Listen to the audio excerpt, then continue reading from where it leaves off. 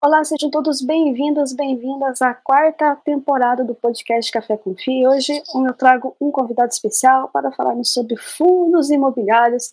Dessa vez eu trago o Ricardo Figueiredo novamente, agora em 2024, analista aí da Finclass, Speech Finclass. Aí você me corrija, Ricardo, se eu falei Não, tá certo. certinho, tá certíssimo, Finclass Speech.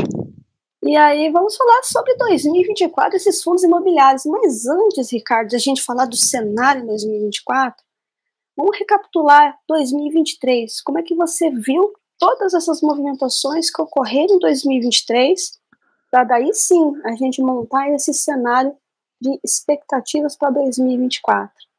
2023. Como que você Não, viu isso? vamos lá, 2023 foi um ano especial, porque as pessoas, né, antes de mais nada, André, muito obrigado pelo convite, sempre é um prazer conversar contigo, né, segunda vez aqui no canal, fica à vontade para me chamar quantas vezes quiser, porque é um prazer, né, o canal ele faz um bem danado para o mercado, né, dá voz para gestor, para analista, para influencer, para todo mundo, para vir falar aqui sobre produtos estruturados em geral, né. Eu já vi episódio de fundo de infra, de Fiagro, isso é muito bom, isso é bem bacana, parabéns pelo trabalho. Bem, vamos lá, 2023. 2023 foi um ano especial, barra diferente, né? Porque quando você olha o fechamento do ano, o IFIX subiu 15,5, bateu CDI, lindo, maravilhoso, rompeu máxima histórica lá no final do ano, né? Nominal, depois a gente entra nesse ponto. Só que as pessoas, às vezes, elas têm memória curta, né? Para entender como é que a gente chegou nisso daí, né? Parece que foi um ano, um passeio no bosque, e não foi. Se a gente pega o primeiro tri, a gente tomou um calor danado, né? Primeiro tri, vamos lembrar, a gente começou o ano com risco de recessão nos Estados Unidos, né? O mercado temeroso em relação à recessão nos Estados Unidos. Por aqui, a gente estava atrás de uma âncora fiscal para chamar de nossa, né? Porque o teto já tinha ido embora, né? E a gente não tinha âncora fiscal nenhuma, estava esperando o que ia acontecer nas mãos de um governo que tem um histórico de ser mais gastador, né? Que sem nenhum tipo de ideologia de A, B ou C, né? Canhota ou destra, nada disso, é simplesmente olhar para histórico, né? É um governo, é uma corrente ideológica que quer mais Estado, quer mais gasto. Então, quando você não tinha âncora fiscal, o receio do mercado era o fiscal vai escangalhar. E quando o mercado tem esse receio, onde você enxerga isso? Curva de juros, juro longo. Então a gente estava com juro longo lá na lua, né? Vamos lembrar, a gente chegou a ter título de Tesouro IPCA, vencimento mais longo, pagando mais de 6,5%. Era IPCA mais 6,5% ao ano. Você imagina você travar, né? Inflação mais 6,5% ao ano, né? Nos próximos 15 anos, 20 anos. É um rendimento boçal, né? E a gente tinha isso. Por quê? Todo esse receio com o fiscal. Então esse foi o primeiro tri, fixo para baixo. Bem para baixo, né? Só que aí o tempo começou a clarear. Então quando começa o segundo tri, a gente já tira o bode de recessão dos Estados Unidos da sala, porque a gente começa a observar dados, né, mostrando a resiliência da economia americana, né? Um mercado de trabalho muito forte, né? A inflação não subia mais, ainda num patamar muito desconfortável para os Estados Unidos, mas não subia mais, né? E por aqui ganhamos uma âncora fiscal para chamar de nossa. A despeito dela ser sustentável no longo prazo, se vão respeitar ou não, né, a gente já se acostumou a pagar para ver. A gente quer, a gente no aspecto fiscal, de âncora fiscal, a única coisa que a gente quer é algo para nos enganar um tempinho. Ganhamos uma para nos iludir durante um tempo, né? E aí o mercado foi destravando valor, né?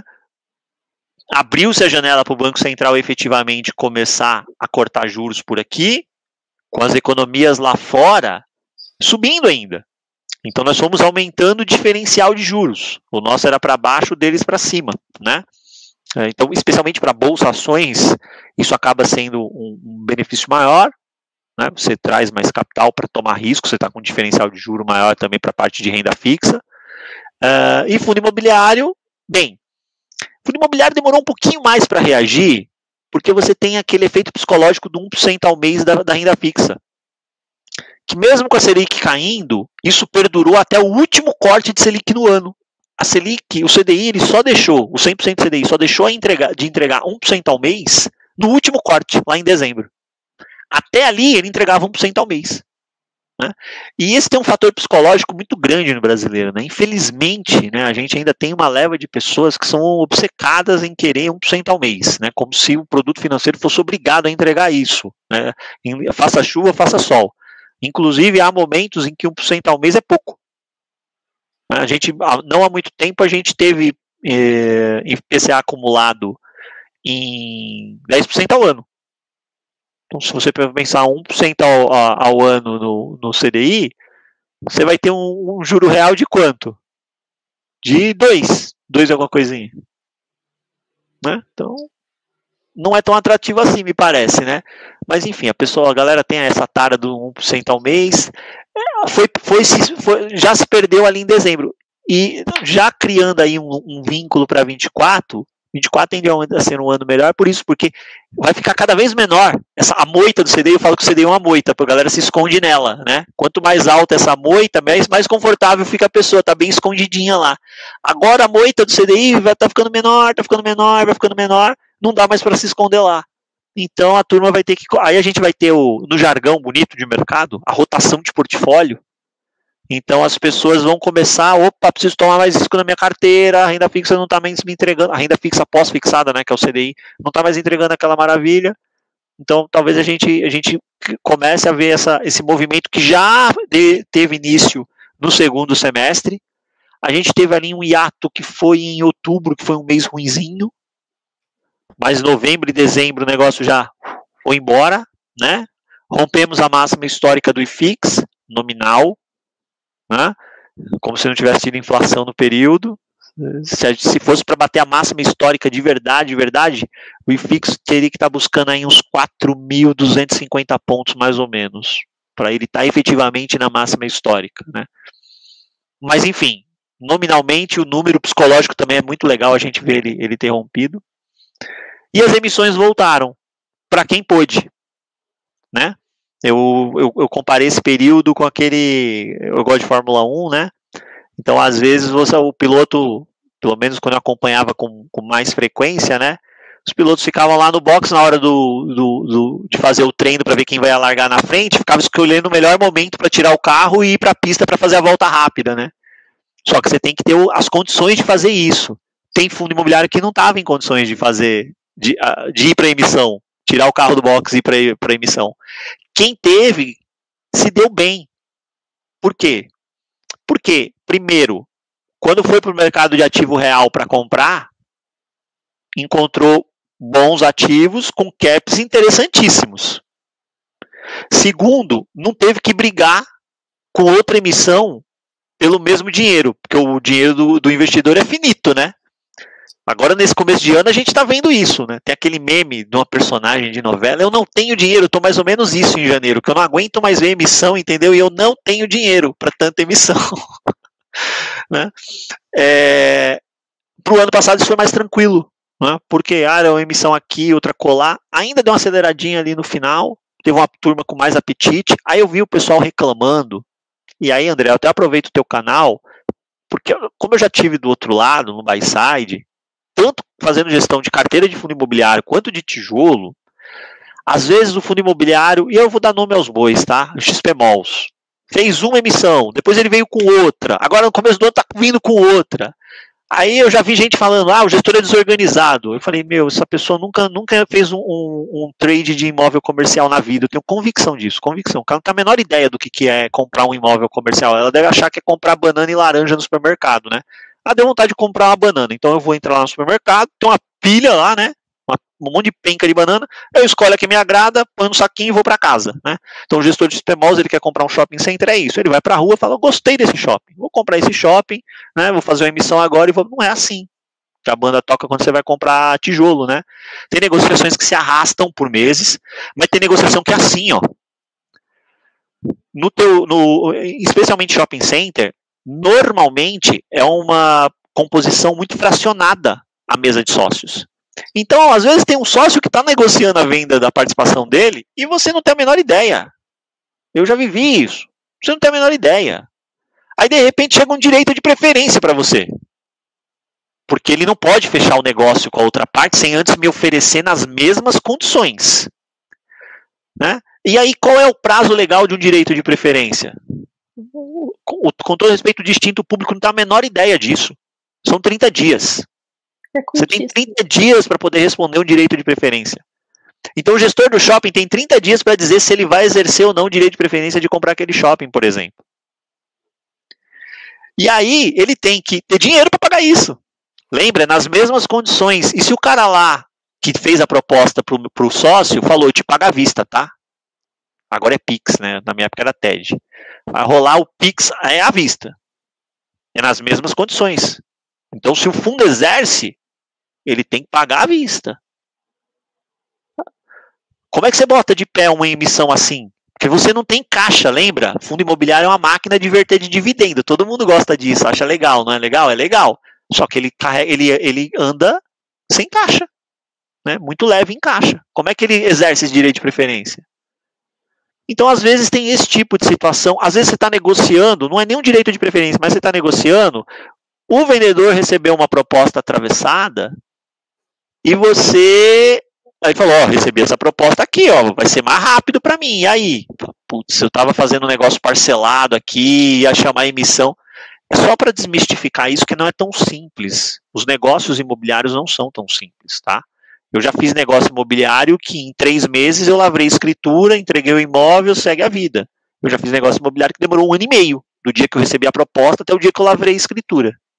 1 ano e meio de idas e vindas, né?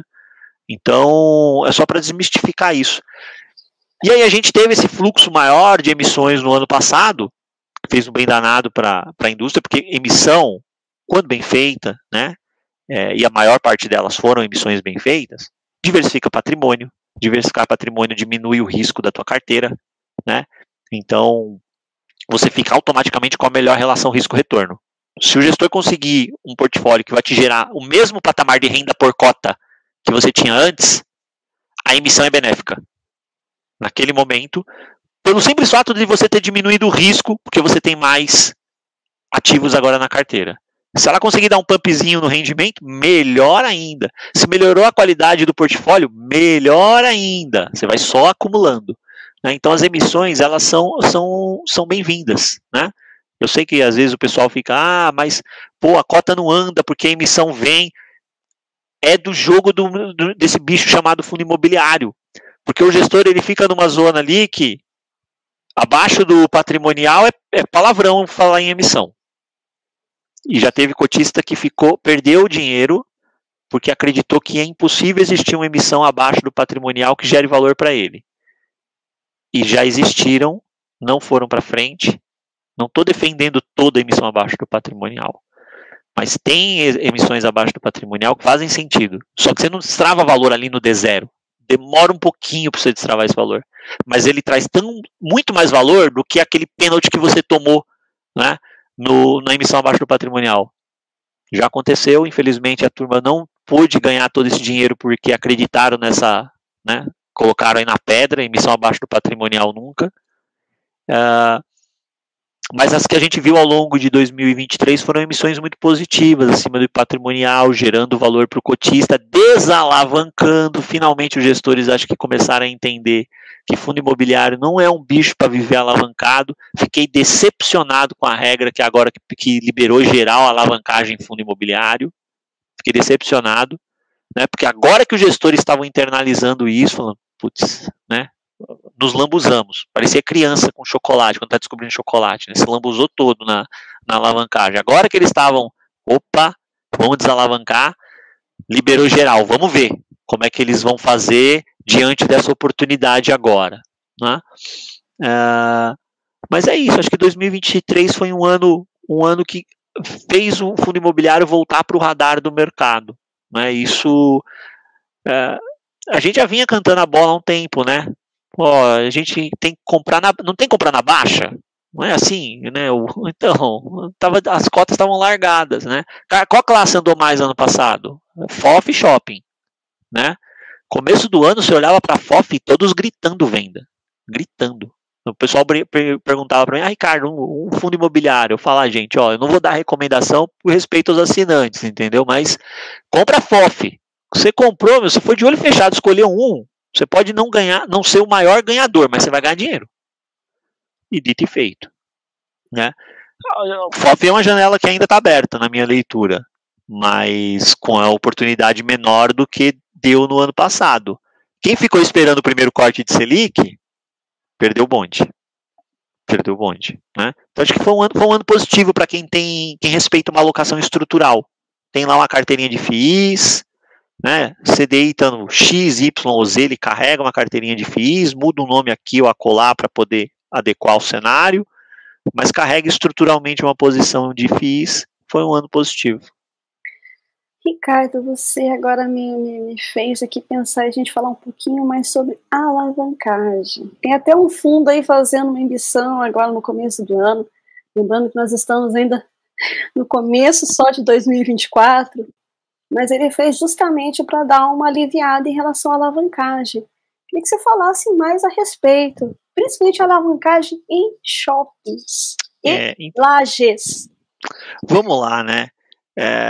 Eu acho que tem dois aspectos aí envolvendo esses dois setores quando a gente fala de alavancagem, né? São dois setores que realmente eu vejo que a alavancagem ela acaba sendo mais sensível, né? Por quê?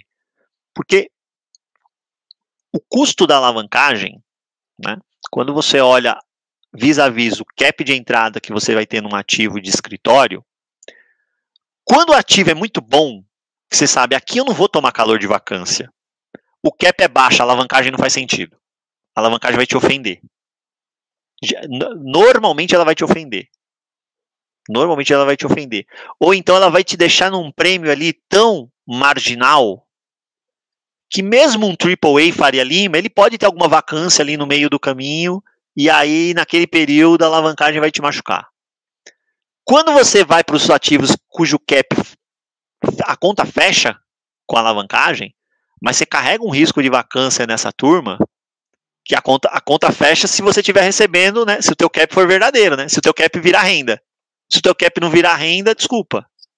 Você ficou só com a despesa financeira, né? Então, eu acho que escritório tem essa sensibilidade. E quando você olha shopping center, você tem o problema de duration. Porque o teu CRI vai ter 10, 15 anos. O contrato de uma loja de shopping center tem no máximo 5 anos. Então, se você for pegar o termo técnico é o out, né? Que é o prazo médio ponderado da carteira de contratos de um shopping center, deve ser o quê? 2 anos? 2 anos e meio? Por aí, né? Você carrega estruturalmente uma vacância menor, com menor volatilidade de vacância, eu concordo. Tem um maior poder de repasse de inflação no aluguel shopping center, eu também concordo com isso. Mas esse descasamento de duration me incomoda. Porque você tem um prazo muito grande na tua dívida no CRI, e ali seus prazos de contrato de locação no shopping são mais curtos. Multas são normalmente muito levinhas para o locatário poder sair. E por isso que quando você olha, faz mais sentido em estruturas como logística e renda urbana. Porque você normalmente tem caps mais elevados, contratos mais longos, você consegue casar essas questões de duration e o valor que você vai ter de renda em cima daquela área que você está alavancando. Não gosto também quando a turma faz descasamento de indexador. Aí eu fico maluco. Porque eu vim de uma escola de casamento de ativo e passivo, né? Fundo de pensão. Sua gestão é focada em casa, ativo e passivo. Casa, ativo e passivo, casa, ativo e passivo. E aí você vê o gestor que tem a renda toda corrigida por inflação, toma uma dívida em CDI. Isso é Brasil. O CDI tá 6, fica tranquilo, vai para 10. Cedo ou tarde vai. Não vai ser antes de você terminar de pagar essa dívida. E você não vai poder antecipar o pagamento dessa dívida porque vai ter um pré-pagamento aí que vai ser um pênalti pesado, né? E tem uma turma que está topando inclusive o pênalti agora, fazendo antecipação, né? Por quê? Porque pesou. Né? Então, eu acho que tem esse componente adicional que a gente vê, infelizmente, aí, alguns descasamentos, que a conta fecha com o CDI de hoje. Você não pode fazer um CRI de 15 anos considerando o CDI o hoje, no caso, não é o 11,75 que está. É quando esse CRI foi feito lá atrás, que o CDI estava 6,5. A conta fecha? Fecha agora. Eu quero ver daqui a 3 anos. Você não vai terminar de pagar esse CRI daqui a 3 anos. O Brasil vai ter um ciclo em que a gente vai ter a Selic parada em 6 por 3 anos. Pô, eu sonho com esse Brasil, mas eu ainda não vi. Então a gente tem que ter, acho que tem que ter um pouquinho de cuidado na hora de avaliar posições que são mais alavancadas, observando essas questões, que às vezes passam desapercebido. Quando a gente vê o fato relevante da estrutura alavancada, ele está focado no quê? No cap vis-a-vis a taxa da alavancagem. O gestor usa o termo que ele adora usar, né? É accretive, né? A conta fecha, tudo isso para dizer que a conta fecha, mas fecha ali, naquele momento, né? É aquela família que briga o ano inteiro e tira a foto bonitinha no Natal. É ali, ó, a foto bonita, pum, tirou. Ali fechou a conta. Vamos ver daqui para frente. Aí, quando você tem descasamento de indexador, dói mais. Quando você tem um casamento de indexador, pelo menos você tem o direito de majorar o contrato de locação pela mesma inflação. Você entrou num cap de 8, tua taxa foi lá, IPCA mais 6,5, você ficou com a diferença, beleza. Agora é torcer para não ter vacância. Você fica no risco da vacância e da inadimplência. O risco já é menor aí. Porque o risco da vacância e da inadimplência você vai ter sempre. Se você descasou o indexador, você ainda traz mais o risco do descasamento do indexador, é risco adicional. Então acho que tem esse ponto aí que precisa ser avaliado, né? Eu não acho que a alavancagem é ruim. Tem alavancagens que foram bem feitas, tem alavancagens que colocaram dinheiro no bolso do cotista, mas teve uma turma que se lambuzou. Tanto é que tem fundo aí que não está pagando nem rendimento, né? Aí a pessoa reclama. Tá lá no relatório gerencial, tá a informação da alavancagem, você consegue ver quanto é que é o custo da despesa financeira por mês, você consegue ver quando são os cronogramas de amortização, tá tudo lá. Né? Você conhece qual é a regra de fundo imobiliário, você resolveu investir, você tem que conhecer qual é a regra de fundo imobiliário. A despesa de juros dele, ele pode pagar com aquele fluxo que ele tem de aluguéis. As amortizações, ou ele vai chamar dinheiro novo, ou ele vai pedir autorização para o cotista, falar, ó, eu vou reter para pagar, beleza, você me autoriza? O dinheiro do cotista, o cotista autorizou, a assembleia é soberana. É o que está acontecendo em alguns casos, né? Então as alavancagens mostrando as garras nesse período de juro ainda elevado, ainda está elevado. Exatamente. E como os fundos imobiliários eles foram criados muito baseados nos vovôs ou primos, né, como queira chamar os REITs, mas lá a economia e a cultura é completamente diferente. Não tem como diferente. Você achar que aqui vai ser a mesma coisa. O custo financeiro é diferente, a estabilidade da economia para você fazer um planejamento de uma dívida de prazo maior é totalmente diferente. Exatamente. E é assim, né, a alavancagem ela pode te trazer frutos maravilhosos, mas prejuízos né, imensuráveis, né, ou seja, pode levar para cima ou para baixo de uma forma que você nem imagina.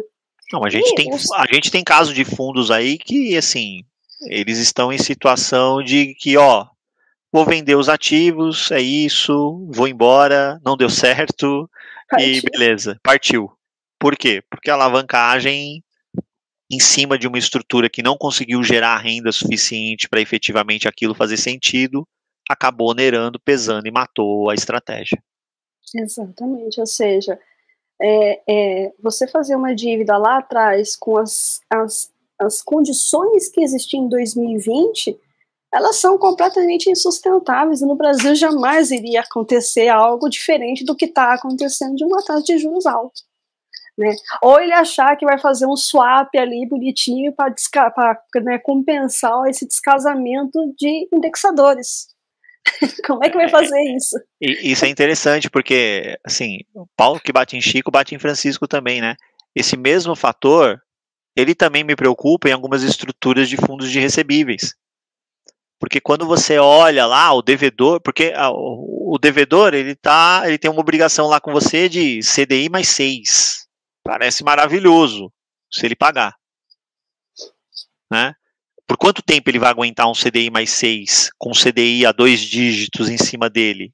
Esse negócio tem que ser muito bom para te rentabilizar de forma que você tem essa despesa financeira, paguei, todos os demais custos do meu negócio, porque o custo do negócio não é só despesa financeira, ele pagou e ainda botou dinheiro no bolso. E esse dinheiro que ele botou no bolso foi tão suficiente, né, para que ele ficasse satisfeito vis-à-vis simplesmente lá atrás ter decidido pegar tudo dele, ter comprado um Tesouro Selic e ficar tranquilão em casa. Custo de oportunidade, né? Então tem algumas...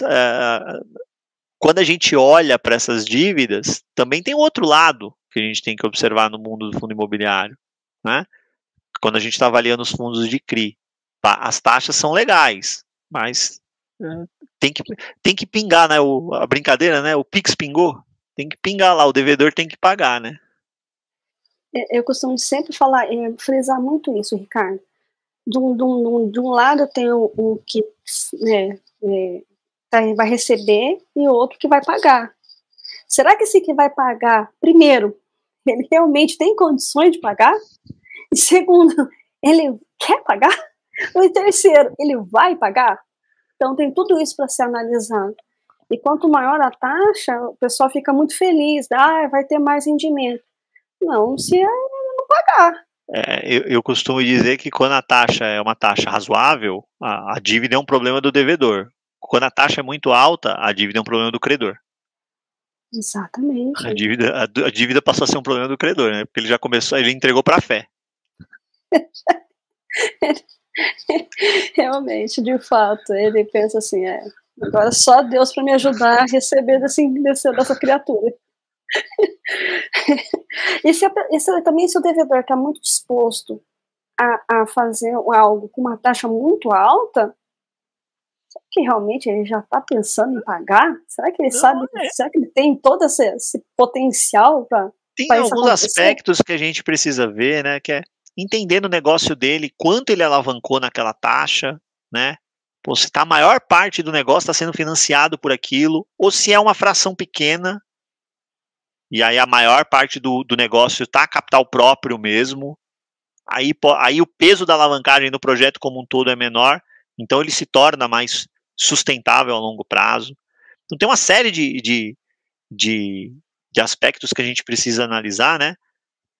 Para não ficar simplesmente restrito à taxa. A taxa é boa, a taxa é ruim, tem quantos bips acima do título público federal que é referência.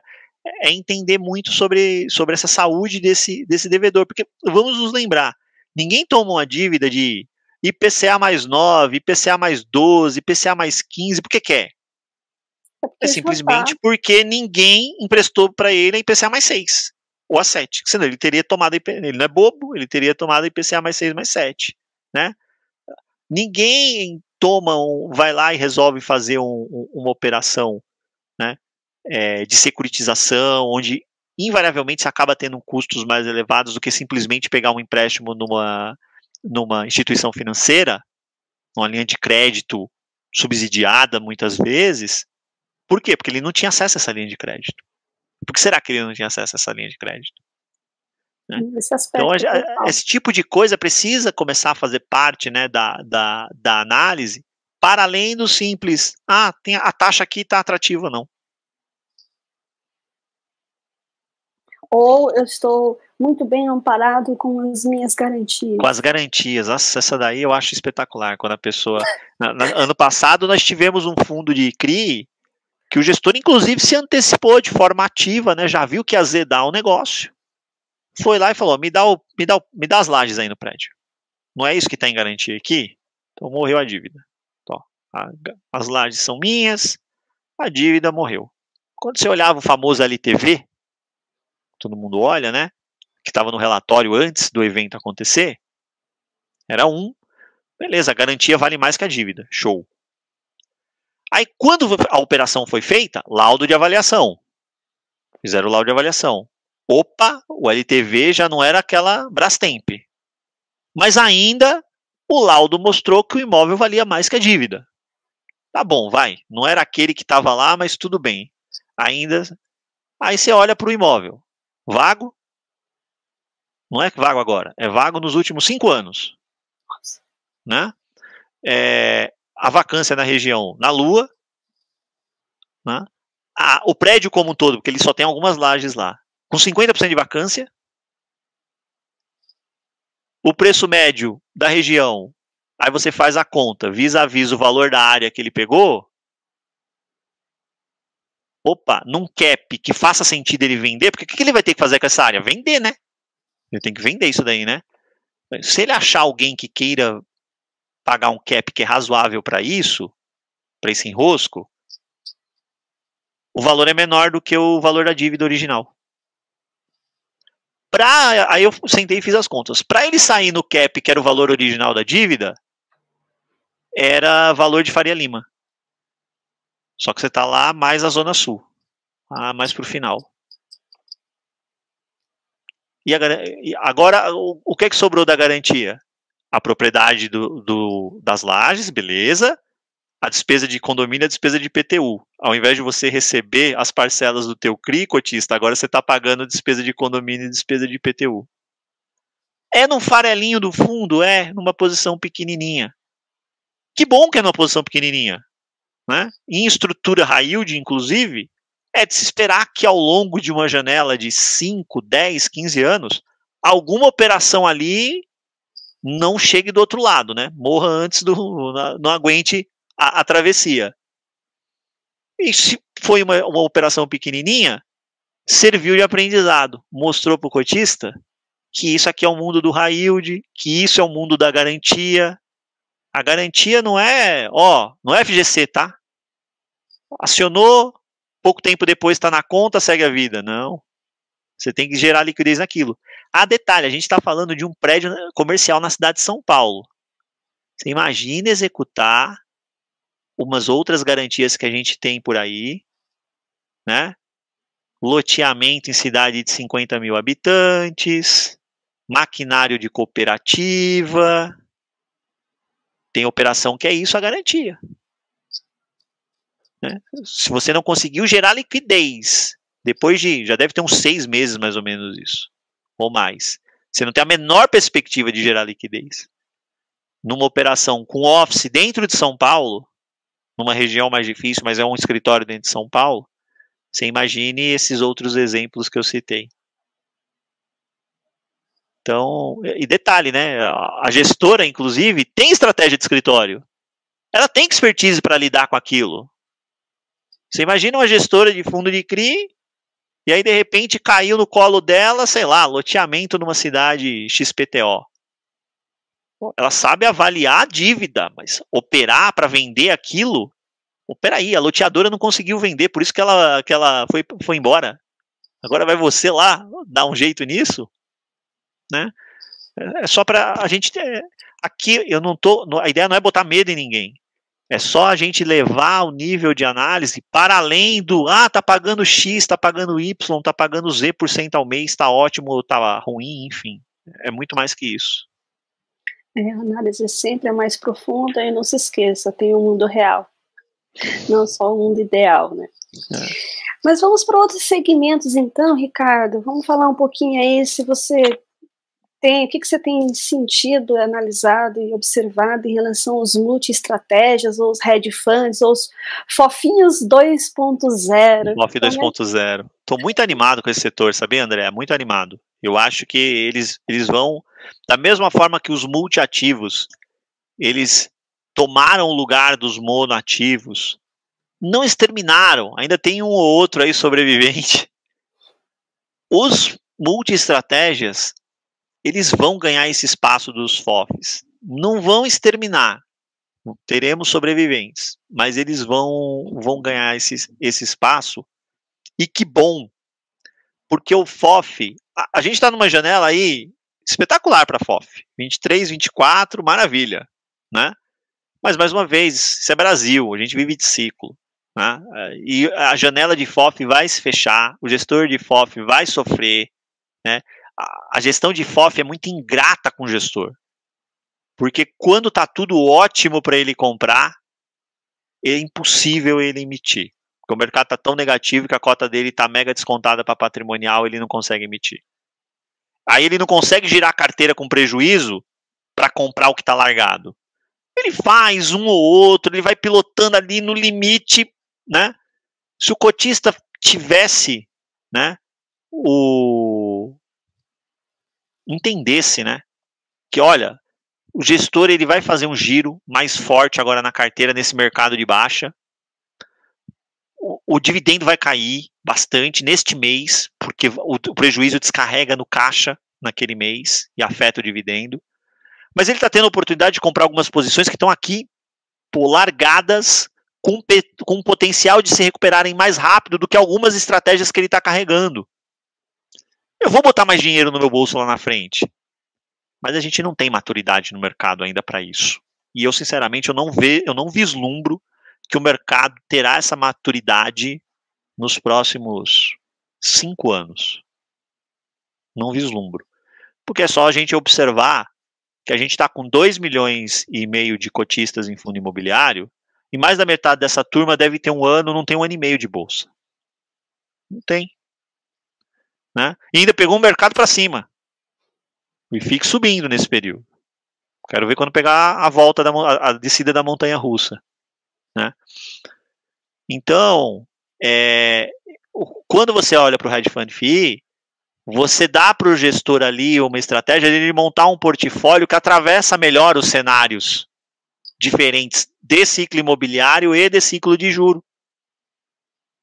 Né? Então, a minha perspectiva, inclusive, que quando eu olho para a cota patrimonial deste cara, ela tenha menos vol do que a cota do FOF.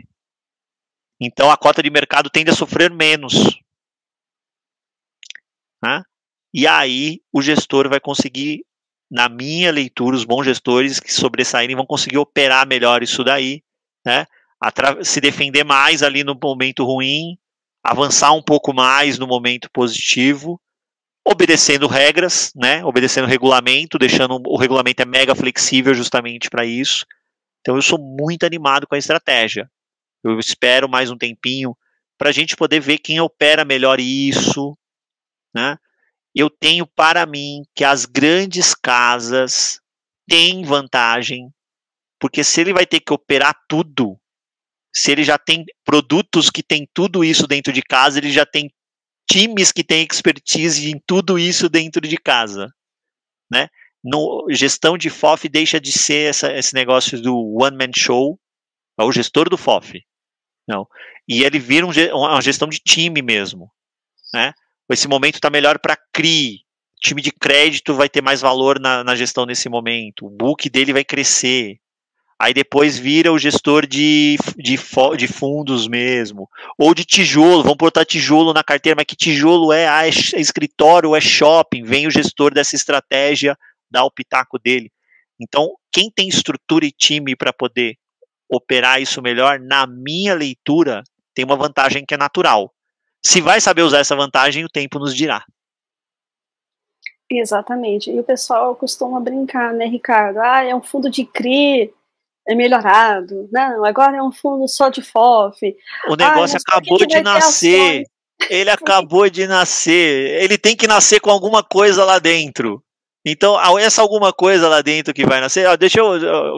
Quando eu fiz a gestão do fundo de pensão, ele era um FOF, basicamente, só que não era listado em bolsa, né? E ele nasceu com um fundo lá dentro. Então, quando você olhava para ele, tinha um fundo só lá dentro, um fundo imobiliário lá dentro. Ainda bem que não era listado, porque ia ter aí sempre, né, um ou outro engraçadinho que ia dizer, se fosse para comprar um fundo só, eu mesmo compraria a cota. Tem o tempo de alocação que você vai fazendo, tem as oportunidades que vão aparecendo à mesa para você poder operar, né? Tem aquela questão do dividendo pingando ali, que você precisa ter esse cuidado num produto gerador de renda passiva. O fundo imobiliário tem essa característica sempre. Esse é o mantra dele, né? Então, tem que ter um pouquinho de paciência para poder avaliar. O produto é novo, né? Você confiou no esse é um outro recado que eu sempre procuro passar para as pessoas, né? O dinheiro é do cotista, uma verdade inexorável. A estratégia é do gestor. Estude antes de entrar do fundo, e se você quiser ter uma estratégia, abra uma gestora. Abra uma gestora, capte, venda a sua estratégia para o mercado. Se alguém topar a sua estratégia, você vai captar recurso e vai executar a sua estratégia. Do contrário, com todo respeito, respeite quem tem a estratégia. A estratégia é do gestor. Aquilo ali é o capital intelectual da gestora que está ali dentro, né? Então você não é obrigado a gostar da estratégia, né? Só que você não pode querer fazer a gestão, né? Quer fazer a gestão, abra uma gestora. Exatamente, até é um ponto que a gente estava até comentando, né, Ricardo? Cada um tem o seu mandato, e ele tem que seguir à risca aquele mandato. Você tem mandato, você tem que executar o teu mandato. O teu mandato é esse, eu estou construindo um hedge fund FII, estou construindo, ele nasceu, né? Então isso vai demorar um tempo, eu estou vendo quais são as melhores opções, apareceram boas opções de CRI, vou comprar CRI. Nossa, tem ação na bolsa que está super descontada, vou comprar um pedacinho dessas ações. Bom, apareceu um shopping center aqui interessante, vou comprar uma fatia desse shopping center para mim. Os negócios que são oferecidos para a gestora A não necessariamente são oferecidos para a gestora B, tem muita coisa que é feito ali, né, um clube deal fechadinho, bonitinho. Essa é outra vantagem das grandes gestoras, normalmente elas estão mais envolvidas nesse tipo de negócio, né? Enfim, então o cotista, o dinheiro é dele, verdade inexorável, ele coloca onde ele quiser, o gestor tem que ter fidúcia, responsabilidade total, gestão de recursos terceiro é fidúcia, responsabilidade com o dinheiro do cotista, só que a estratégia é do gestor, cada um no seu quadradinho, estratégia do gestor. Seja, investidores, vocês compram a estratégia. Então, estude antes. Analisem bem antes da gente. Tem uma turma que eu vou falar, acho que faz questão de criticar, né?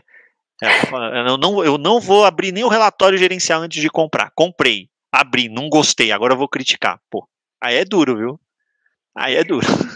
Exatamente. Então, assim, é um produto novo, é um produto que outra coisa, ele vai operar conforme os ciclos. Entendam o que são ciclos econômicos, ciclos imobiliários e ciclos de taxa de juros. Esses 3 macroeconômicos pontos vão ali nortear para onde o gestor vai de acordo com a estratégia e com o regulamento que permite, ou seja, o mandato dele. E tem uma coisinha que acho que a turma também às vezes esquece, né? A equipe de gestão, porque o gestor não faz nada sozinho, tá? Sim. Gestão de recurso de terceiro é trabalho de time. Sim. Às vezes a gente vê mais o gestor na live, ele coloca o rosto dele ali, porque às vezes ele é um bom comunicador, né? Só que ali tem um time trabalhando. Tem o estagiário, tem o analista júnior, tem o analista sênior, tem o trader, todo mundo ali está trabalhando, né?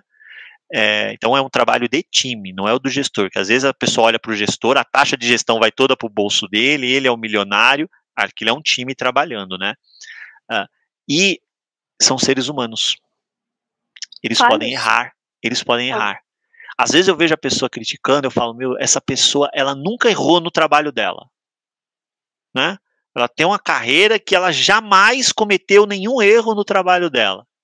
Ninguém gosta de errar, né? Eu já fiz gestão, eu já fiz seleção de fundo imobiliário que foi ruim, não deu certo. Eu fiz de propósito, eu quis rasgar o dinheiro da pessoa que confiou a mim aquilo. É óbvio que não, né?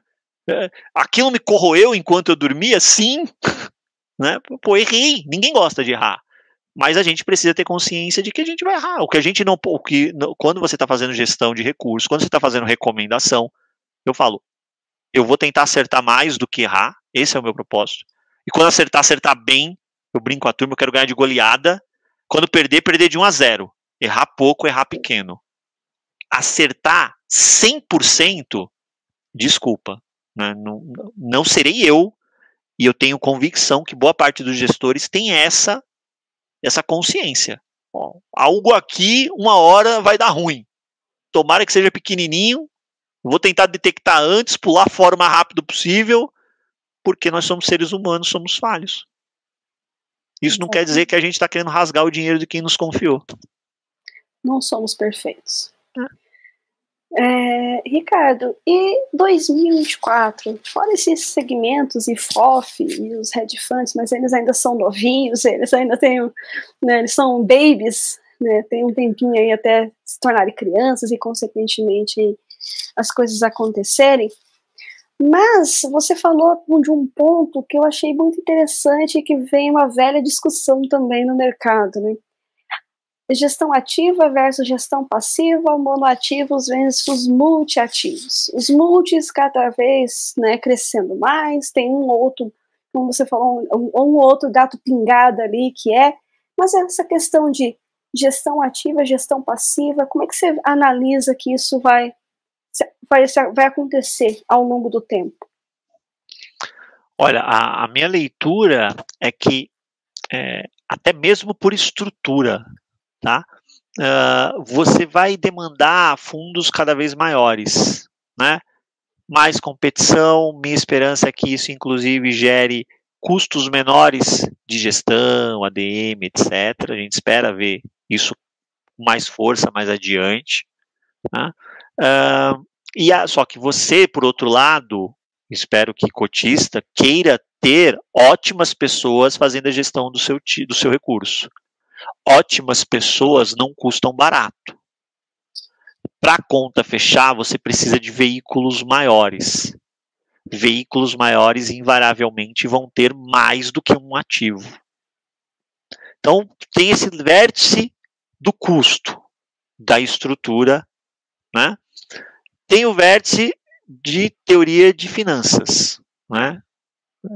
Diluição de risco. Teoria básica de finanças, né? Tem um ativo, eu tenho um risco. Coloquei o segundo ativo, eu automaticamente diminui o risco da minha carteira. Existe um ponto ótimo para isso. A partir do momento em que você vai adicionando mais ativos, você não tem melhoria de risco e, inclusive, começa a prejudicar o retorno do teu portfólio. Tá? Então, acho que a gente não tem estruturas ainda em que a gente esteja percebendo ter chegado a esse ponto ótimo, longe disso. Tá? Então, os fundos podem crescer mais.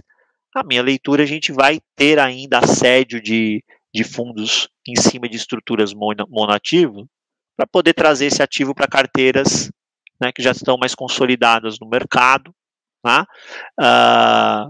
Tem muito ativo bom que está lá em um monoativo, então esses fundos têm interesse. Né? E, bem, é aquilo, né? Eu entendo que existe um grupo mais saudoso, né, que tá aqui bonitinho, não mexe, tá pingando na minha conta. Pois é, né? Mas as coisas evoluem muitas vezes, são processos que vão te atropelar e se você ficar parado, sumiu. Você vai ficar para trás junto com esse teu desejo de que as coisas não mudem, sendo que elas estão mudando. Né? Vai acontecer mais. Vai sobrar um ou outro aí, pode sobrar, tem um grupo de cotistas mais ativo, quando vai para a Assembleia eles defendem, não deixa ter o movimento de consolidação, e tudo bem, o dinheiro é do cotista, se ele entende que o dinheiro dele tem que estar naquele ativo, o gestor está satisfeito em manter aquele ativo, ele acha que com aquilo dá para remunerar o time daquele jeito, tranquilo. Mas a minha leitura é que é um movimento que vai ganhar cada vez mais força. E agora a gente entra numa janela positiva para emissões. A emissão coloca dinheiro no caixa e apetite para compra de uma turma que vai para o mercado procurar boas opções. E aí, nessa hora, o bom gestor, ele é agnóstico. Esse ativo é bom? É. Se ele está dentro de um fundo, se ele está dentro de uma empresa, se ele pertence para uma pessoa física, whatever. Ele gosta do ativo, faz sentido para a estratégia dele, ele vai para cima. Né? Aí, óbvio que a depender do vendedor é mais fácil, mais difícil, dá bom, mas ele vai para cima. Né? Então, a gente entra numa janela que a gente vai ter mais consolidação de fundos, consolidação de gestora, né? Gestoras muito pequenas, a conta não está fechando, então elas serão consolidadas invariavelmente. Né? Mais uma vez, bons times, né, não se pagam com pouco recurso, você precisa de mais recursos para pagar bons times. Enfim, a minha leitura é que é futuro, é uma verdade que vai cada vez se tornar mais frequente, multiativos e os monativos ficando para trás. Ricardo, você falou em outro ponto, custos, emissões, e aí vem a questão do momento, né? Taxas de distribuição elevadas, e o pessoal também muito bravo com isso, né? E em contraponto, né, uma gestora aí fazendo emissão e alargando com esses custos. Como é que você vê esses dois pontos, essas duas discussões a respeito, Ricardo? Eu acho que a discussão é mega válida, tardia. A gente tem que só tomar cuidado. Assim, eu achei muito legal a iniciativa da gestora de assumir o custo, mas a gente tem que, eu acho que as pessoas elas têm que ter também o discernimento, né, de entender aquela brincadeira, né, que às vezes tem, o frete é grátis. Não existe frete grátis, gente. Né? Não tem nenhum entregador que vá na sua casa de graça entregar uma encomenda. Não tem. E alguém está pagando essa conta, né? Esse alguém pode aguentar pagar essa conta por um período, pode aguentar pagar essa conta neste evento específico. Tudo isso para te dizer que se amanhã essa gestora fizer uma emissão e cobrar uma taxa razoável na emissão, tudo bem, que legal. Porque isso faz sentido. Ela arcar do próprio bolso não faz sentido, da mesma forma que não faz sentido 4,5 de taxa de distribuição. Não faz sentido. Em emissão de mais de R$ 1 bilhão. É um escárnio. É um escárnio. Né? Se a gente conseguisse se organizar minimamente como um grupo de investidores, não era para ninguém exercer nenhum direito de preferência nessas emissões. Era para a emissão micar. E se o assessor ligasse perguntando por que micou, porque a taxa foi um assalto e eu não sou trouxa. Essa tinha que ser a resposta. O dinheiro é meu e eu não quero rasgar Já estive do outro lado, fazendo gestão lá para o fundo de pensão. Já sentei em mesa para o gestor apresentar a emissão, o famoso roadshow, com o time de distribuição sentado na mesa do lado. O gestor terminou o roadshow e eu fiz isso várias vezes. Falei, muito boa tese, gostei do pipeline, acho que faz sentido, não vou entrar porque a taxa de emissão é um escárnio. E encerrei a reunião. Só que isso era um movimento de uma pessoa ali, era um investidor institucional relevante? Era, mas era um. 3/4 das cotas estão na mão das pessoas físicas. Não adianta chorar em fórum. Vai resolver o quê? Nada. Não adianta chorar em grupo de rede social, em WhatsApp. Vai resolver? Não. Quer resolver? Não entra na emissão. Não entra. Você não, deixa eu contar um segredo. Na emissão nenhuma de fundo imobiliário vai transformar sua vida financeira. Você não vai mudar o seu patamar da vida financeira se você ficar fora de uma emissão de fundo imobiliário. Ficar de fora de 2, ficar de fora de 3. Só que se a gente fizesse esse movimento de forma orquestrada, passando esse recado que a gente não vai aceitar 3,5%, 4% em cima de emissão de R$ 1 bilhão, façam as contas para ver quanta turma de distribuição está levando. Né? Para eu clicar lá na tela do computador, exerci o direito de preferência. Esforço de venda da distribuição, nisso daí, 0. 0. 0. Né? Você, André, ganha algum dinheiro na sua vida com esforço? 0. Então, eu não. Como só diz, que não adianta, mais uma vez, de trabalho de graça, nem né? relógio de trabalho de graça. Não adianta a pessoa física ficar chorando em fórum, em WhatsApp, em Telegram. Não adianta. Quer resolver isso? Achou cara a emissão? Não execute direito de preferência. Não bote R$1 na emissão. Não faça.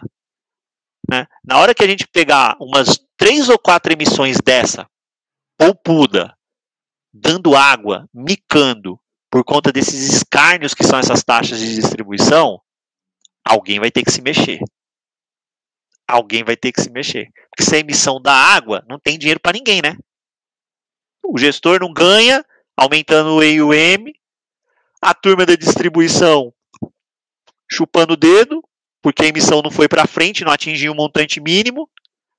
Agora, clicar lá no exercer direito de preferência, preencher o boletim de subscrição colocando a quantidade, e depois de chorar em fórum ou em grupo social, não vai resolver nunca isso daí, né? Não vai resolver nunca. Agora, tem emissão que sai com custo ok.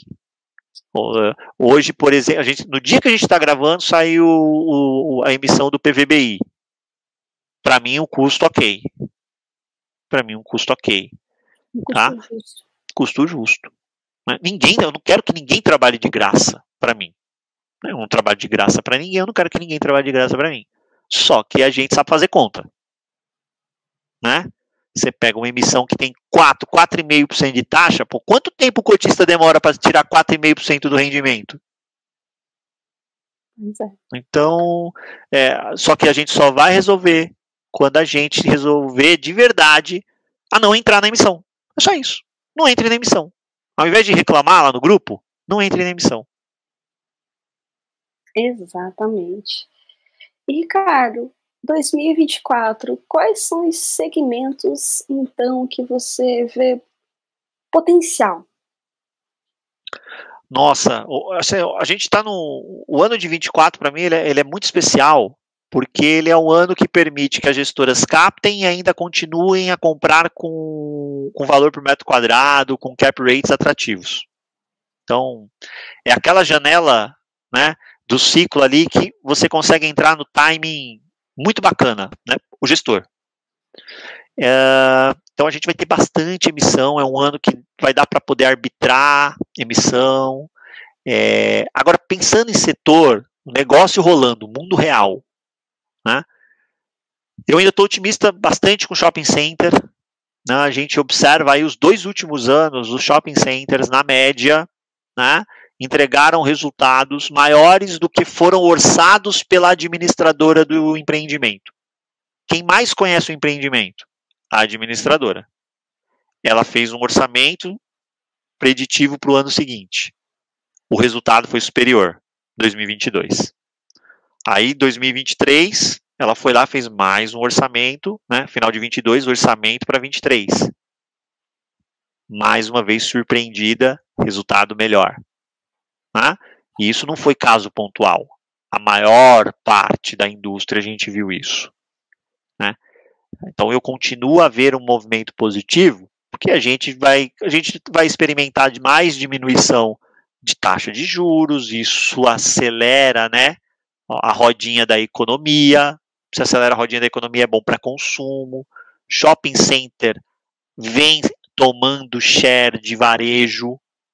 Só a gente olhar dados de final de ano, vendas de varejo total para baixo, shopping center para cima, rouba monte de share. Então eu continuo gostando do segmento, entendendo que há valor ali. Shopping center normalmente negocia com um prêmio mais apertado do yield que ele gera vis-à-vis a taxa do título público federal referência, e a gente está ainda muito longe da média histórica desse prêmio.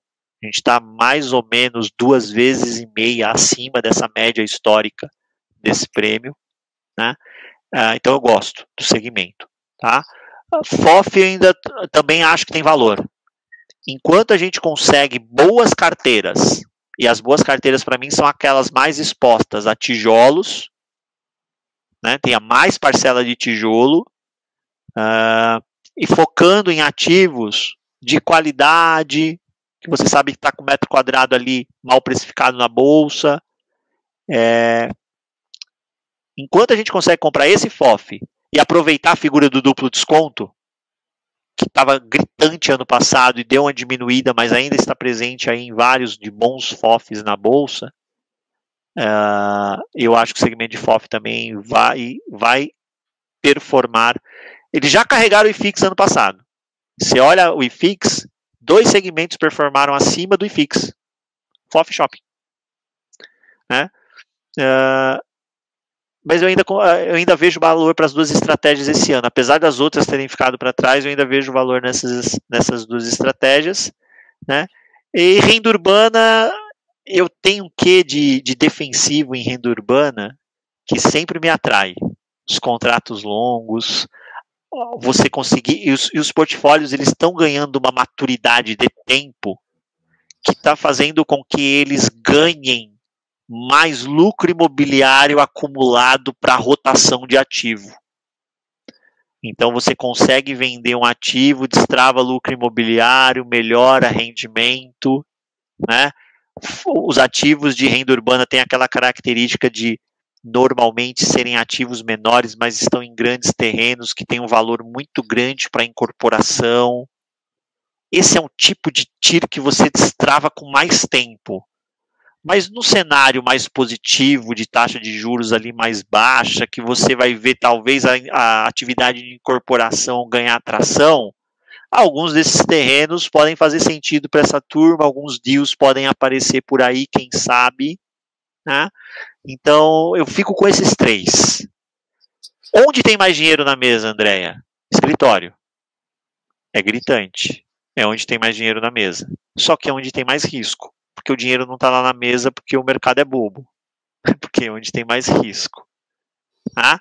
Então, uma parte da carteira, na minha leitura, tem que estar exposta a escritório. Só que você tem que fazer uma seleção ali de, pô, esse cara aqui vai... Eu acho que esse cara tem mais potencial para se recuperar. Ele está numa região ali que o mercado melhorando um pouquinho, ela consegue capturar com certa facilidade um pedaço dessa recuperação. Né, entender muito bem a dinâmica de ocupação daquela região, quais são os bons prédios daquela região. Você pega, tem algumas pessoas que colocaram as pechas, né? Chucre e Zaidan eu não quero. Pô, mas dentro da Chucre tem ativo que é mais defensivo, tem ativo que se recupera primeiro. Você pega o dado de quarto tri, a Chucre foi uma das regiões que mais, né, conseguiram enxugar vacância na cidade de São Paulo. Né? Então, quem é bom na Chucre? É isso que você tem que identificar. Consigo me expor em fundo imobiliário nesses ativos? Quais fundos imobiliários? É estratégia carro-chefe? Não acho. Né? Mas como é onde tem mais dinheiro na mesa, não dá para não ter um pezinho em escritório. Muitos acabam preferindo os híbridos, que tem ali logística, tem lajes. Pode ser uma alternativa, mas aí, vamos lá. Eu já estou no FOF. Para ir no híbrido, eu já tenho um pedaço de exposição no FOF. É que eu tenho que lembrar que o mindset do gestor do FOF ele é diferente do mindset do cotista de fundo imobiliário. Lá, o cara está preocupado também em girar a carteira. Giro de carteira é extremamente importante para ele melhorar o rendimento, que vai se refletir na cota de mercado. Para o cotista, pessoa física, não necessariamente essa necessidade de giro ela é tão latente assim. Pelo contrário, não deveria ser. Não deveria ser. Então, você fazer um stock picking ali de uma ou duas posições de escritórios em que, no primeiro repique de alta, você não vai vender. O gestor do FOF, talvez, porque ele já quer capturar esse ganho, distribuindo dividendo e partir para outra coisa que ele, na opinião dele, vá melhor. Você não necessariamente, você consegue carregar um pouco mais isso durante o ciclo para destravar, mas você aguenta mais desaforo nessa posição. Né? Mas aí, como a tua tolerância a desaforo também não é eterna, você monta uma posição menorzinha, uma posição pequenininha. Então eu prefiro fazer o stock picking do escritório. Logística, Ricardo. Como é que você vê em 2024? Vamos lá, logística acho que se recuperou muito bem. Você tem menos preço a capturar em logística de aluguel. Né? Então, logística para mim tem um player onde você está muito mais bem precificado na renda, e aí a surpresa talvez venha de giro de carteira. Porque portfólios mais antigos, mais uma vez, tem bastante lucro imobiliário a ser destravado, você consegue fazer uma reciclagem de portfólio, destrava lucro imobiliário para distribuir, melhora a renda. A gente sabe o que acontece com esse mercado quando melhora a renda, a cota reage. Né? Mas destravamento de valor de aluguel, boa parte disso que estava represado há um bom tempo, a gente já viu acontecer. Agora é repasse de inflação natural E algumas posições, talvez você ainda tenha algum crescimento de aluguel real, porque no final do dia a gente tem um parque que ainda é pequeno e pobre em qualidade. Nosso parque logístico é pequeno e pobre em qualidade. Então, os bons ativos, Raio 30 de São Paulo, né, regiões metropolitanas de capitais mais pujantes, você consegue ainda esticar a corda no preço em alguma coisa. Mas, no geral, está mais bem precificado, né? Tem menos dinheiro na mesa, na minha opinião. Mas é a alocação, eu tenho alocado, tá? Eu tenho um pezinho em logística também. Mas precisa acontecer mais coisas ali a respeito para realmente a coisa acontecer melhor. Na logística, acho que a maior parte da grana agora, ela está em desenvolvimento. Porque você vai tomar o risco do desenvolvimento, você tira a TIR do desenvolvimento.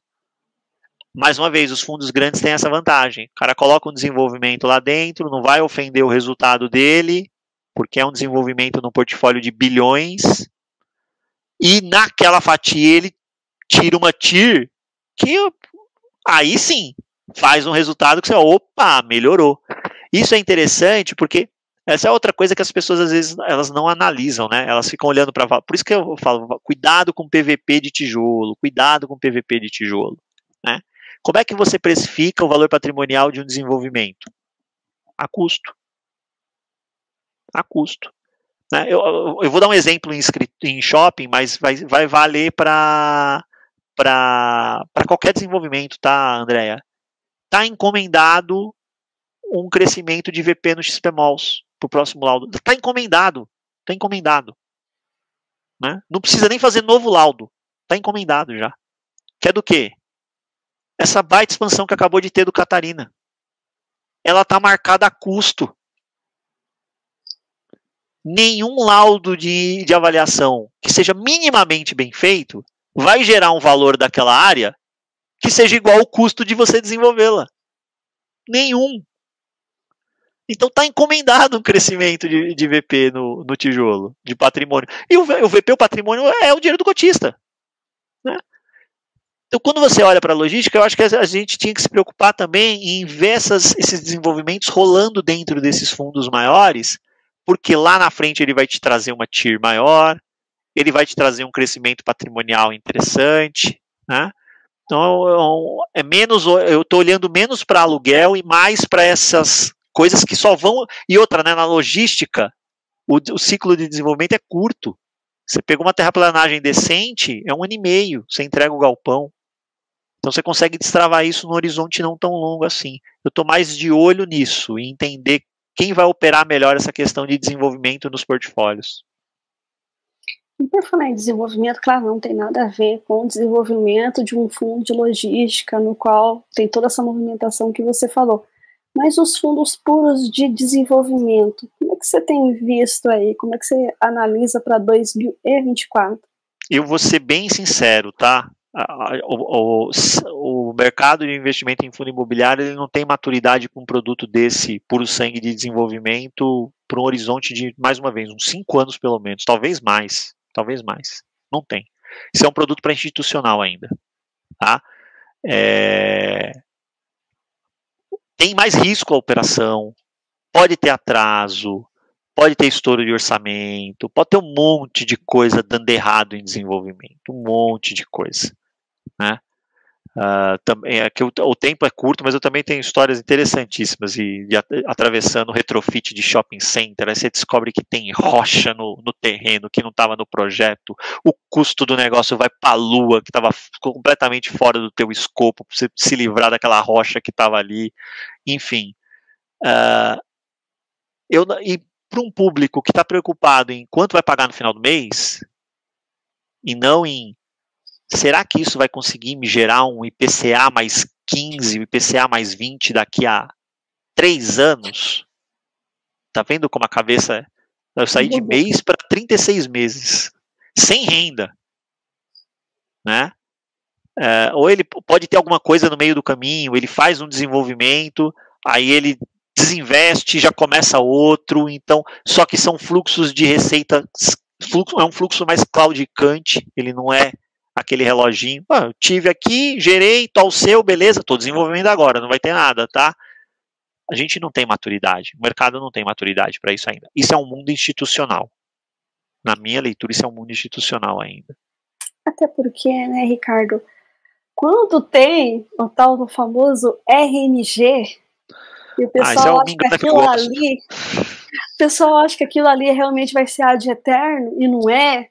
Não, ele pagou para ele mesmo, né? A pessoa não entende que ela pagou para ela mesma a renda. Saiu de um bolso dela e está entrando no outro. A única coisa que tem ali é o benefício tributário. Você botou o dinheiro no veículo, tirou um tempo depois, sem imposto de renda. Mas peraí, o dinheiro já estava no teu bolso. Né? Ah, mas como assim o dinheiro estava no meu bolso? Você acha que o imóvel que foi vendido com renda mínima garantia, ele seria vendido pelo mesmo preço sem renda mínima garantida? Não, a renda mínima garantida foi embutida no preço de venda. Então você pagou por ele. Você só não pagou por ele se você não entrou, né, lá no momento em que fizeram a venda. Você está entrando agora. Aí tudo bem. Tá? Mas a questão da renda mínima garantida, na verdade, o que ela faz? Ela mata a TIR. Ela mata a TIR. Né? A TIR ela mata, ela vai criar ali um gatilhozinho, talvez, de alguma apreciação, porque o ativo está marcado a custo e você solta, destrava ele no valor de laudo quando entrega, mas um pedaço disso também acaba indo embora, porque a RMG entrou a custo na entrada dele, né? Ele foi para o custo do ativo. Então, eu entendo que é um artifício que foi criado pelos gestores, válido na bola, porque, mais uma vez, lembra? Eu comentei contigo, o que é a gestão do recurso terceiro? É mandato. Qual é o mandato que a pessoa física dá para o gestor? Eu quero renda. Tá aí. Então, mesmo no desenvolvimento, você quer renda? É isso. Eu estou matando a galinha dos ovos de ouro, tá? Qual é a galinha dos ovos de ouro? É a TIR do desenvolvimento que tem. Paremos para pensar. Né? Vamos pegar grandes nomes do mercado imobiliário brasileiro. Seu Eli Horn, Cirela. Ele não fica lá com um aluguelzinho de apartamento. O que ele faz? Constrói, vende, constrói, vende, constrói, vende. TIR. Né? Mas eu entendo que tem esse glamour da renda, o dividendo caindo todo mês, né? Aquela bobagem, o dividendo alimenta o bolso, o patrimônio alimenta o ego, bonitinho para pôr em rede social, de efetivo isso. Tá aí. Quem entra no play de TIR é que está fazendo o patrimônio crescer de verdade, né? E quem cunhou essa frase só esqueceu de uma coisa, dividendo só nasce em cima de patrimônio, ele não dá em árvore. Você tem que ter patrimônio para poder gerar dividendo. Cuidado com esses artifícios aí. Às vezes você deixa teoricamente de ganhar, mas lá na frente vai destravar. Né? E é por isso que a gente vou voltar um pouquinho no hedge fund, quando ele pensa em investir em ações. Mas como é que eu vou fazer? Eu vou ter um ganho de capital, às vezes demora algum tempo, ele paga de 3 em 3 meses dividendo só, e eu preciso dar renda para o meu cotista. E essa parte é legal, né? Do pago dividendo de 3 em 3 meses. Às vezes as pessoas falam isso, né? Eu falo, você está transferindo para o produto a responsabilidade que é sua. Quem tem que fazer a gestão do seu recurso é você. Então, olha só, imagine que um produto gera um dividendo em janeiro para ti de 12% ao ano. Te pagou. O outro vai te gerar todos os meses, de forma que em um ano ele vai te dar 12%. Né? O que é que o brasileiro médio quer? O que paga todos os meses. Por quê? Com todo respeito, porque é preguiçoso. Porque ele transferiu a responsabilidade para o produto. A responsabilidade da gestão do recurso é dele. Né? Caiu em janeiro, não ganhei na mega acumulada lá da virada. Eu sei que eu vou precisar desse recurso daqui para frente. Eu vou pilotando isso daqui. Gastei um pouquinho agora, gasto um pouquinho depois, gasto um pouquinho. Se eu já estou na fase de usufruto, né? Diga-se de passagem. Na fase de criação de patrimônio é que faz menos sentido ainda na minha cabeça. Porque dá uma você coloca uma obrigação de reinvestimento de dividendos que imputa trabalho para a pessoa. Né? A pessoa tem que sentar lá, abrir o home broker, deixa eu ver o que é que eu vou comprar. Será que essa pessoa está com um plano de investimento muito bem estruturado? Ou está procurando a bola da vez? Né? Quando esse dinheiro ele vem a cada 3 meses, quando esse dinheiro é reinvestido por uma empresa, na fase de crescimento de patrimônio, talvez faça sentido, né? Eu deixar ele sendo reinvestido mais vezes num bom negócio que eu estou confiando, do que eu pegar o dividendo e deixa eu ver se eu vou conseguir encontrar quais são as melhores alternativas de mercado. Eu não estou dizendo que você tem que fazer isso com toda a tua carteira, mas você também não precisa ter uma carteira que todos os ativos te paguem dividendo todos os meses, porque você está na fase de acumulação de patrimônio ainda. Para mim não faz sentido. Na minha humilde opinião. Mesmo na fase de usufruto. Uma boa carteira geradora de renda, ela pode ter ativos que vão pagar a cada 6 meses, a cada 3 meses, uma vez por ano, né? Se organize. Caiu a grana, vai se organizando ali. Não transfira para o investimento a responsabilidade que é tua, que é a gestão daquele recurso. Mas, sabe, Ricardo, você me lembrou 2 pontos com isso. Primeiro, que brasileiro, ele vê muito como se fosse um salário, que é mensal no Brasil. Diferentemente do americano, que a remuneração, quando você vai saber, ele é anual. Você vai receber aquilo ali no ano. Se vira como é que você vai distribuir aquilo ali. Então, acho que culturalmente o Brasil, mais uma vez, fora a educação financeira, que é isso que a gente bate muito nessa tecla, né, Ricardo? Fora essa organização também em relação a esse planejamento, mas também mudar essa cultura em relação a isso. Se você recebeu 12% em janeiro, distribua ele, se organize. Claro que vai dar trabalho? Vai, ninguém disse que era fácil. Se fosse fácil, qualquer um fazia. Mas é importante mudar essa mentalidade, Ricardo. Era esse o ponto. Atravessar o mês sem recurso, como boa parte da população às vezes é obrigada a atravessar, acho que dá mais trabalho. Então, essa turma, inclusive, queria ter esse trabalho, de ter uma grana para poder atravessar melhor o ano. Estava louquinha para ter esse trabalho, essa turma, né? Então, eu acho que tem muito disso, né? As pessoas às vezes transferem, superestimam essa questão da renda pingando todo mês, que é legal. Eu valorizo, eu gosto também, é legal quando aparece a notificaçãozinha lá no seu celular, lá pingou, eu também acho bacana, né? Principalmente quando você vê que faz sentido. Só que nisso elas deixam de colocar uma parte do patrimônio delas em outras alternativas que são tão rentáveis quanto ou até melhores. Assumindo um pouco mais de risco às vezes, mas vão gerar mais retorno num momento de vida que isso pediria isso para ela.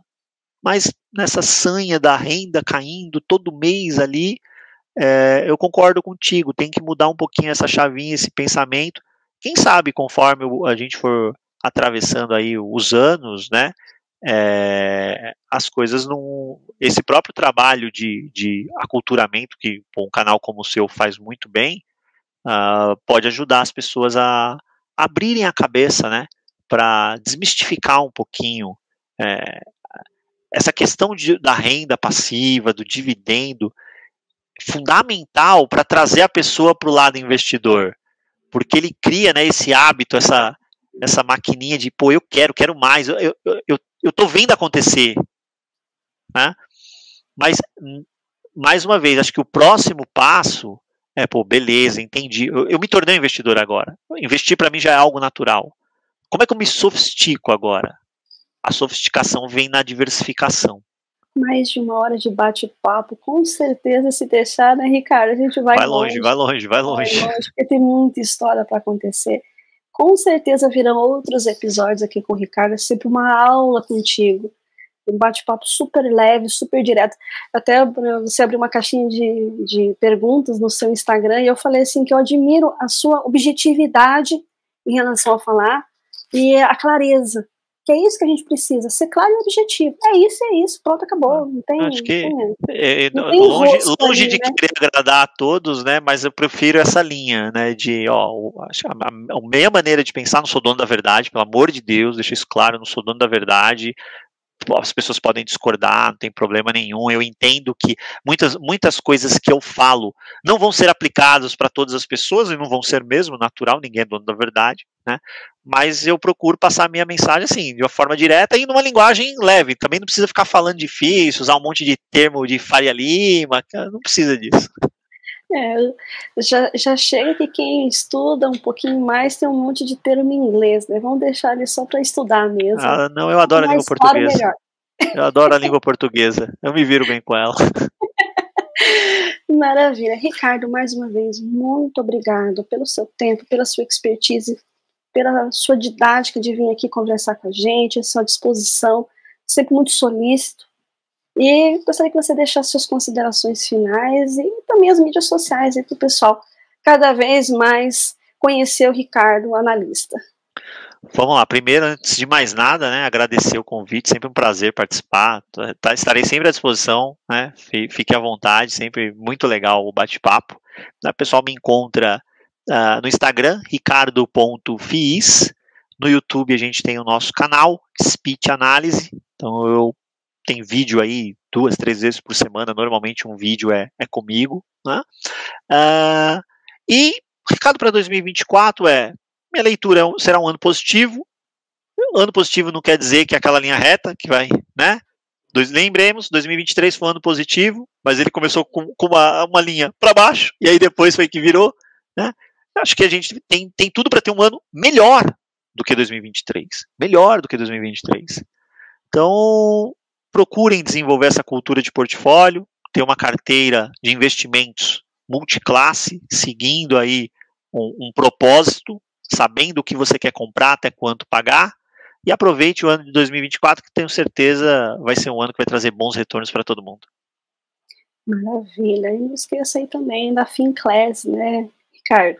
Estamos lá na Finclass também, quem quiser conferir o nosso trabalho lá, finclass.com.br, e, tem aula, tem carteira recomendada, tem tudo lá. Hoje a gente pode com orgulho dizer que é certamente a maior plataforma de educação financeira da América Latina, né? E agora a gente se uniu, nós juntamos forças aí para ter o serviço de recomendação também para os assinantes, aí ficamos com um portfólio completo. Tá bem gostoso, bem divertido ver essa grande transformação que a gente está vivendo. Maravilha. Pessoal, vou deixar todos os links aqui na descrição, tanto no YouTube quanto nas plataformas de stream, para vocês terem acesso e curtirem lá. Também poderem conversar com o Ricardo, que é sempre super acessível e solícito. Mais uma vez, obrigada. E, pessoal, até o próximo episódio aí do podcast Café com Fi, nessa 4ª temporada. Tchau, tchau, Ricardo. Tchau, tchau.